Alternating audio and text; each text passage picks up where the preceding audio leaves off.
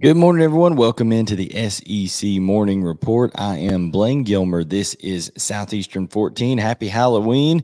Hope you get to go out with the kiddos and do all that kind of stuff and do some trick-or-treating. If that's not your thing, then just turn those lights out, right? If the lights are out, people won't come up to the door, or you can just do the old deal where you sit the bowl of candy out there and let them have a free-for-all, first come, first serve, whatever you want to do. Hope you have a safe and happy Halloween out there. But, guys, it is all about who's going to get the trick or the treat this weekend in SEC Week 10 of football action here. We have a lot of big games coming up. Of course, Alabama and LSU.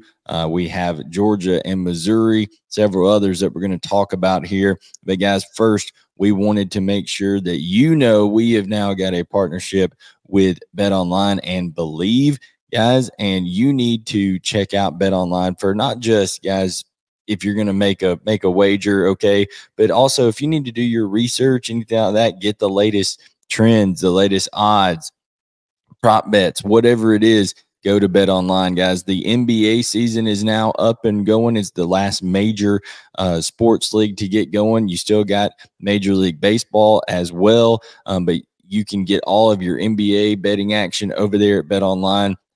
Finish up betting on the World Series if you want to. NFL and college football are in full swing. The NHL, that's a season that never ends, guys. The NHL, it's like NASCAR. I don't know when it starts and when it ends, but hey, you can bet on it over at BetOnline. It's your number one source for wagering news, odds, trends, and predictions. Get everything NBA at your fingertips with both desktop and mobile access for every sport anytime.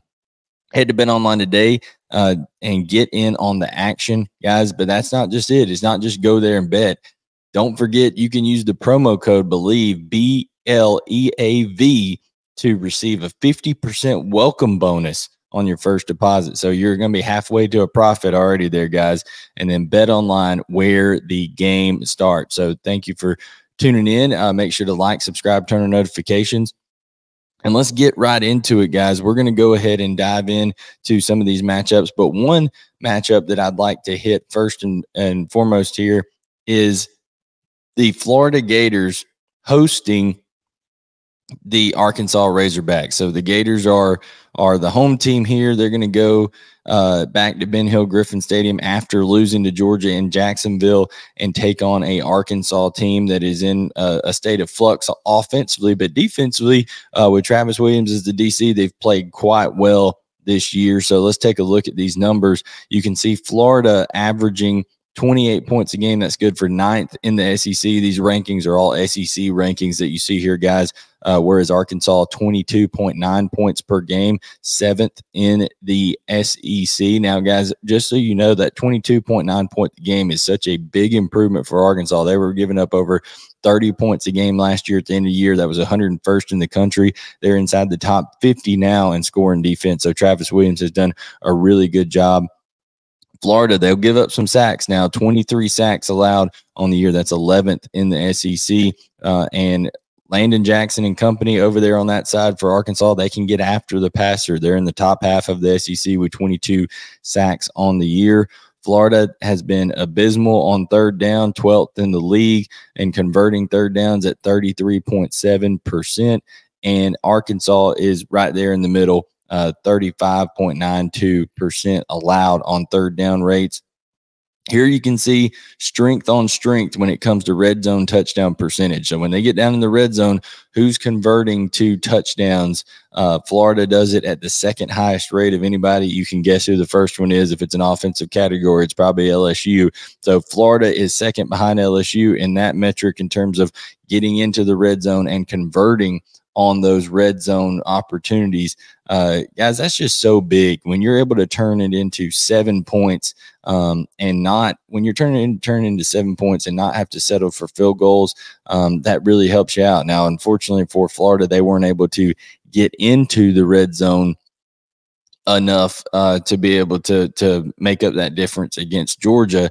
But there's been times this year where that has been definitely a weapon for the Florida Gators here. Let's look at how many times they've been in the red zone on the year. So red zone opportunities, Florida's had 33 of them this year, and they've scored touchdowns on 23 of those attempts. So like I said, putting it in the end zone, getting 6 instead of 3 a lot of the time there. And then defensively, you've got Arkansas that's doing quite well, holding people out of the end zone on their defensive red zone touchdown rate, 46.15%. So strength on strength there. And then you're talking about explosive plays. Both these teams not very good in either preventing them or getting them. Florida is only has 39 on the year. That's 10th in the SEC, and Arkansas is allowed 36, which is 9th. Okay, nothing great, just about average in the league. Then you go to the big question of the week. Okay, what is this Arkansas offense going to look like? Kenny Guyton now calling plays for KJ Jefferson. Sam Pittman continued to say, okay, we got to trim down the volume of the amount of plays that we have, play a little bit faster so you're not thinking about too many things, stuff like that. So you can look here, not great numbers here for Arkansas, and that's one reason that Dan Enos is no longer the offensive coordinator of this team. Sam Pittman didn't believe in the protection stuff that he was doing a lot of times. Said he would move the pocket, didn't end up moving the pocket in games. I think ultimately that comes back on Sam Pittman because you're the head coach. You tell the OC, I want you to move the pocket now. If you don't, then it's done. Maybe that is why he got fired. Who knows? But they've allowed 31 sacks on the year. The only 2 teams worse than Arkansas in that category are South Carolina and Alabama. Third down percentage, not very good, just right there middle of the league at 40%. Actually, it's been on fourth down, fourth and short a couple of times where Arkansas's had their more memorable failures this year. So that's been an issue for them. They are pretty good in red zone touchdown percentage. When they get down the red zone, they got that big body of KJ Jefferson. They can convert it into touchdowns more likely, more often than not at 66.7%. Explosive plays, though, dead last for Arkansas in the SEC, only 27. That is last by a wide margin over a lot. For reference, LSU has 67 of those on the year. So definitely not much explosivity there for Arkansas offensively. Defensively, Gators are kind of middle in the pack in a couple of metrics, and then way down there in some others. They do not get pressure. So this is a welcome game here for Arkansas that's had trouble protecting KJ Jefferson. Florida is dead last in the conference, only 11 sacks on the year. So they've got to find ways. Austin Armstrong's got to find ways to get pressure, while Kenny Guyton, Sam Pittman, and company are going to be trying to prevent that pressure in this game down at the Swamp. 22.9 points per game is just right there in the middle. Points allowed for Florida. Third down, they've been really, really good at getting off the field on third down, only allowing teams to convert 31.87% of the time. They struggle allowing teams to score in the red zone against them at 12th in the league. And then explosive plays, they've allowed 32 on the year. So, guys, I think you can see when it comes to Florida and Arkansas, not a huge numbers advantage either way. Maybe some of the third down metrics might favor the defenses here a little bit. So you could see a lower scoring game if you're unable to sustain drives. Okay. And maybe quite a few punts in this game. But the thing about it is Arkansas plays very, very aggressively defensively under Travis Williams.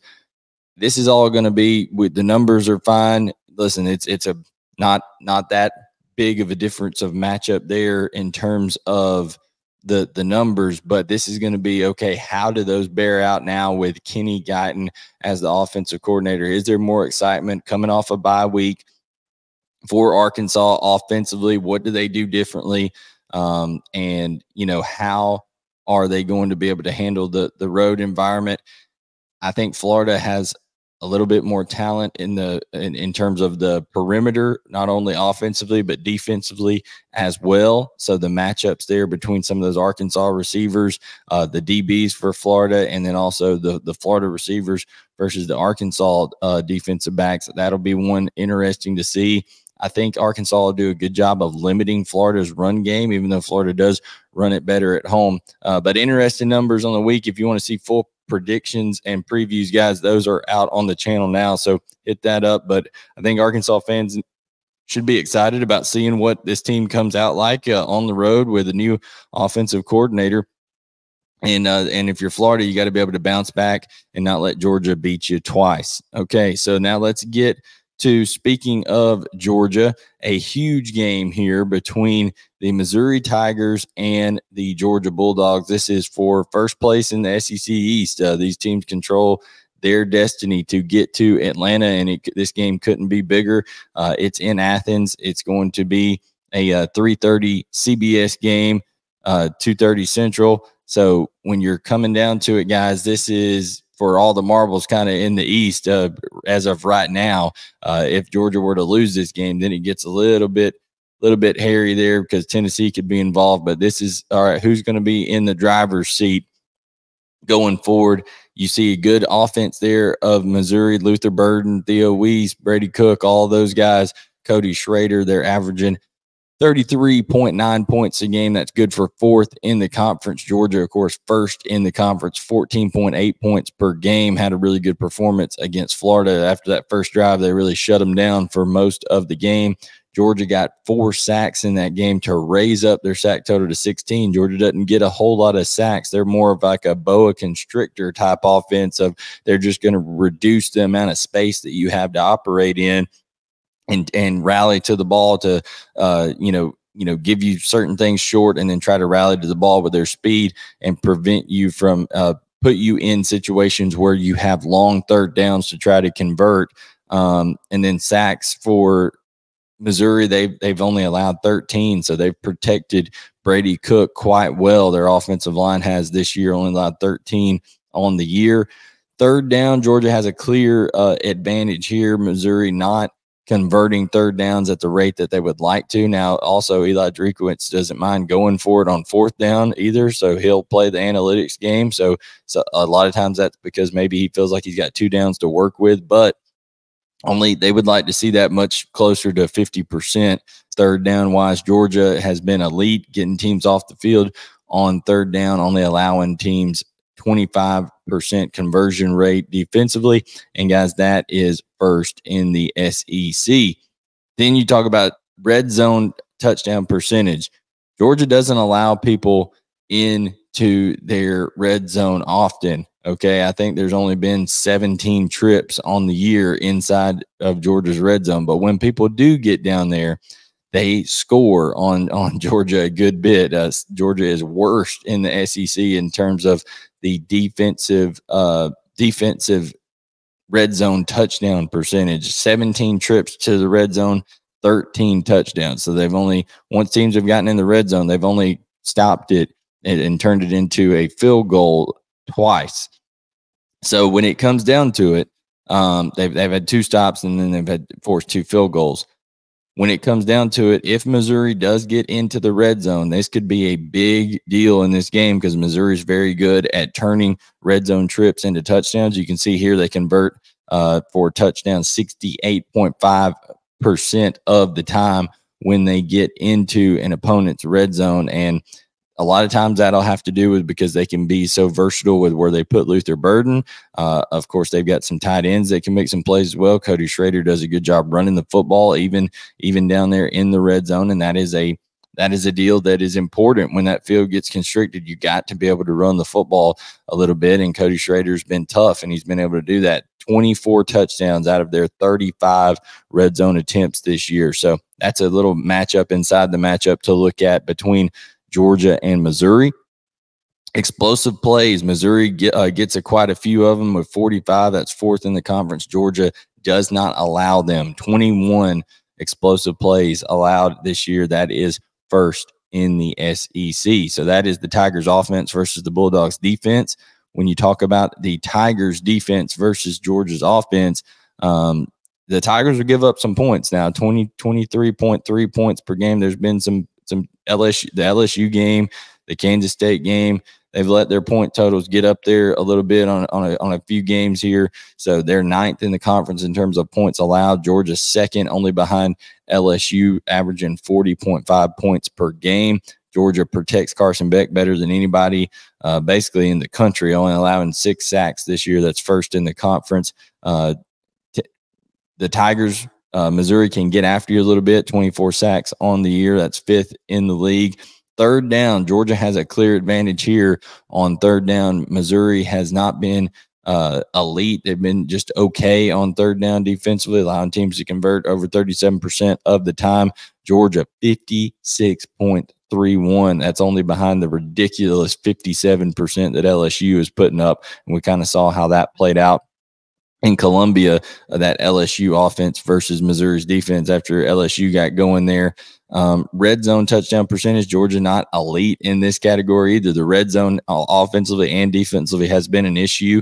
And then, Missouri just kind of in the middle of the pack there in that metric. Missouri allows a lot of explosive plays, 38 explosive plays allowed this year. And then Georgia, they have the 3rd most, only behind LSU and Ole Miss in explosive plays. So this is a matchup that you got to look at because Missouri, I think everybody thought that the defense was kind of going to be the calling card of this team this year. They had so many returning starters, so many seniors on that team, and it's been kind of up and down. There's been some peaks. They haven't played bad defense by any means over there at Missouri, but I don't think they've played as to an elite level that they expected they would. They're going to come in with this one rested, a lot of energy. They're going to try to get after Carson Beck.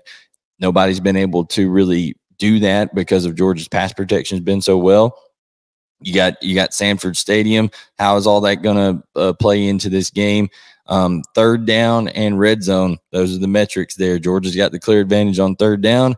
Missouri has the advantage in the red zone. The question is, how often is Missouri going to be able to get down there against Georgia? They are able to produce a lot of explosive plays, but Georgia, holds down those explosive plays.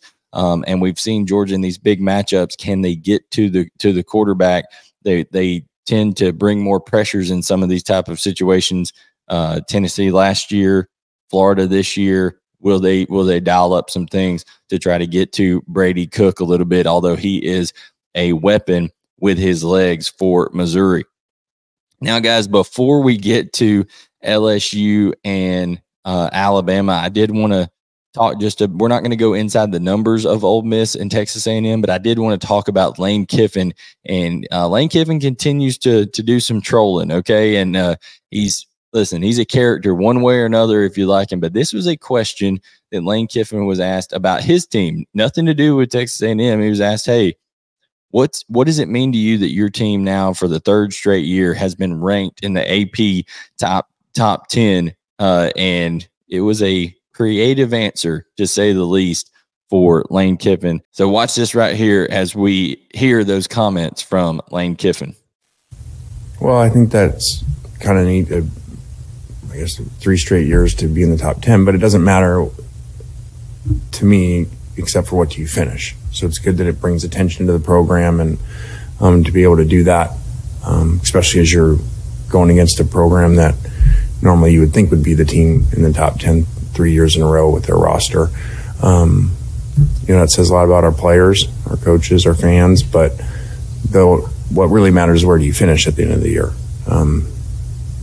So that's our goal, to keep getting better, keep winning games. We try to, achieve our goals and not let others achieve their goals. I think I read where Jimbo said their goal is to be bowl eligible. So if we can get in the way of that, that would be good for us too.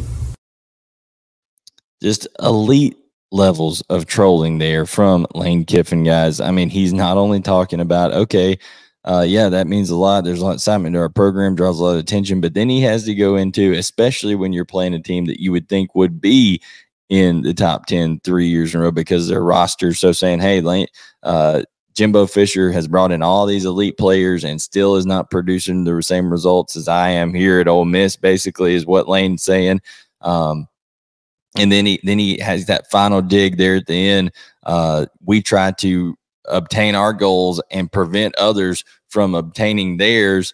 And he said, I think I read somewhere that Jimbo said their goal was to be bowl eligible. So we're gonna try to subvert that. So just elite levels of trolling from Lane Kiffin, saying, hey, Texas A&M's got all this talent and their goal is just to be bowl eligible while we're contending for SEC West championship over here at Ole Miss. So Lane he's not going to be shy about digging in towards Jimbo and A&M at all when it comes down to things. So that is fun stuff right there, in my opinion. Now let's get to this matchup between LSU and Alabama. The numbers here are quite intriguing. When you look at LSU, they have been just god-awful on defense. I mean, look at all these SEC rankings. 12th, 13th, 12th, 13th, 12th when it comes to points per game, 26.5 points per game. Guys, that's allowing a lot of points, especially when you factor in some cupcake games and stuff like that. It's allowing a lot of points. They do not get after the quarterback. They're only the Florida is the only team worse than them at getting sacks. Although Alabama does give up a lot of sacks, so you're going to see a defense that has a problem sacking the quarterback and an offense that has a problem protecting the quarterback. I would venture to say that you're going to see Harold Perkins probably lined up over Caden Proctor quite a bit. I would. If they don't, it's going to be malpractice by Brian Kelly, and see what happens there.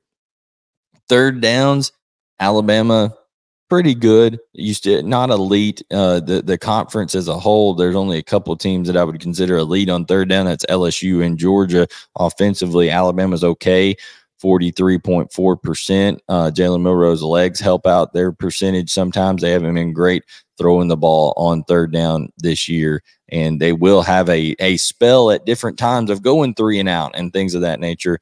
LSU is awful at getting off the field, 42.16% of the time. They just can't get their defense off the field in a timely manner and give up a lot of explosive plays. You can see 39 explosive plays on the year. That's 12th in the SEC. Florida has become a shot offense. They kind of They struggle to consistently extend drives on third down, like I said, but they will hit some big plays, and they've hit a lot more of them since Jalen Milroe became the guy after that USF game. Jermaine Burton and him have a big-time connection. LSU struggles in the secondary, whether they're playing zone, man, whatever. They get lost in zone. They get beaten man. So it is going to be an interesting game to see what Alabama can do with some of those big plays with Jermaine Burton, Isaiah Bond, some of those guys over there down the field. Now, let's talk a little bit about LSU's offense, where, as we said, hey, you looked at all those defensive numbers and they were way in the bottom. Well, now look at the offensive numbers. First. Guys, they're elite on third down. You can't stop them. They got all these weapons over there with Kyron Lacey, with Malik Neighbors, with Brian Thomas, with Mason Taylor, Logan Diggs running the football well. Of course, Jaden Daniels can use his legs. There's just so many ways for them to convert. It's difficult, and they carry that right on into the red zone. Again, 69.77% touchdown rate in the red zone there. So they're getting 6 points a lot when they get down there, not just having to settle for field goals. Explosive plays, way more than everybody else, 67 on the year. So, guys, that is you can't say enough about the job that they've been able to do offensively over there. LSU, is going to face a defense, though, that is probably the best that they've played this year. Right up there, athleticism wise with Florida State. Alabama probably more athletic, and is playing even better defense. And we know how that turned out for LSU earlier this year. So we'll see how this turns out in Tuscaloosa. But points per game, Alabama's only sitting behind Georgia in the conference at 16.5.